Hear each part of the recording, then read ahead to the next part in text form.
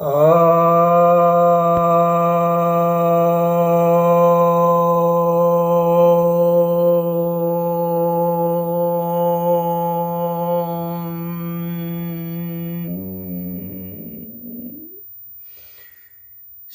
भक्तजनों को सब प्रेम नमन।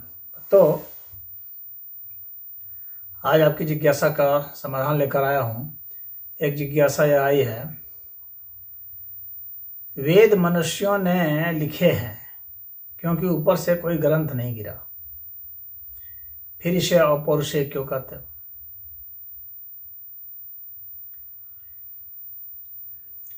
देखिए, यह बात तो सच है कि ग्रंथ ऊपर से तो नहीं गिरता।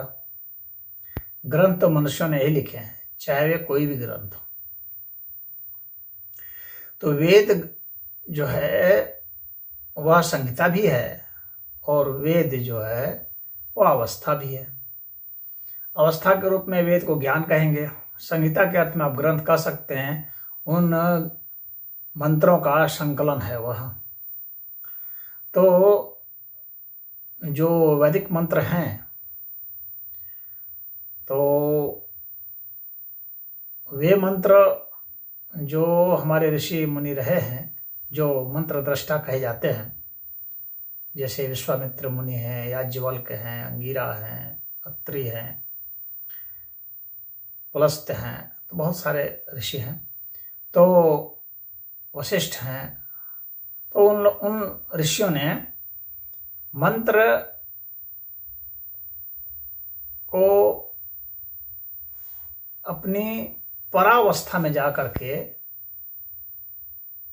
महसूस किया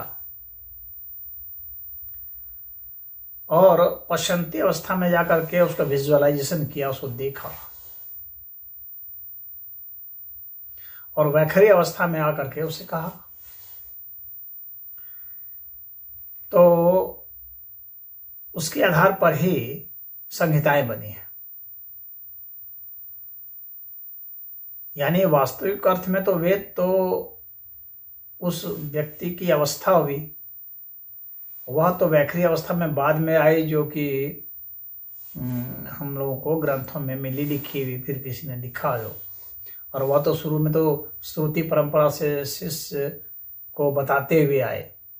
तो शिष्य को जो बताते हुए आए, तो शिष्य तो पश्चंती अवस्था में नहीं गया और न ही परावस्था में गया। उसने वैखरी अवस्था को सिर्फ जाना, जो उनके गुरु ने मुंह से कह दिया, उसी को सुन करके उसने याद कर लिया। तो उस परंपरा से आया, फिर बाद में उसको लिखा गया। तो लिखने वाली अवस्था तक तो ठीक है, मनुष्यों ने लिखा। सुनने वाली अवस्था तक भी ठीक है कि मनुष्यों ने सुना। और पश्चंती वाली अवस्था में तो एक मन की बहुत सूक्ष्म अवस्था में जाकर के उसको देखा गया। वह समान मनुष्यों के पहुंच के बाहर हो गया, और परावस्था में जाकर के, यानी इस अस्तित्व में ही, ब्रह्मांड में ही वह मौजूद है। तो वह ज्ञान की अवस्था मौजूद है। तो वहां पर वो रश्मियों के रूप में जो मौजूद रहा, तो उसको महसूस किया गया। तो अब जो है उसको अपौरुषेय इसलिए कहते हैं क्योंकि मनुष्य जब नहीं भी था तो भी वह था। यानी मनुष्य ने उसको महसूस किया, बस। ऐसा नहीं है कि मनुष्य ने उसे उत्पन्न किया है, मनुष्य ने उसे महसूस किया है। इसलिए वह पहले से ही मौजूद होने के कारण वह शाश्वत तत्व है। तो जो ज्ञान है वह शाश्वत है।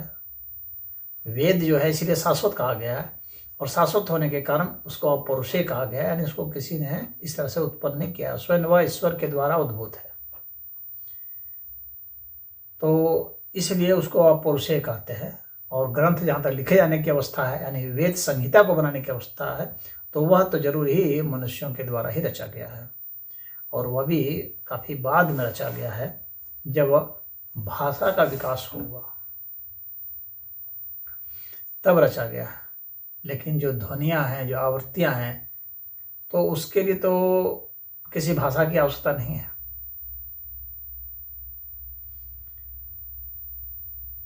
ध्वनियाँ तो किसी भी तरह से कहीं भी होती है।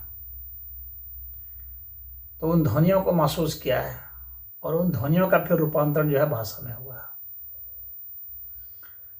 तो यह है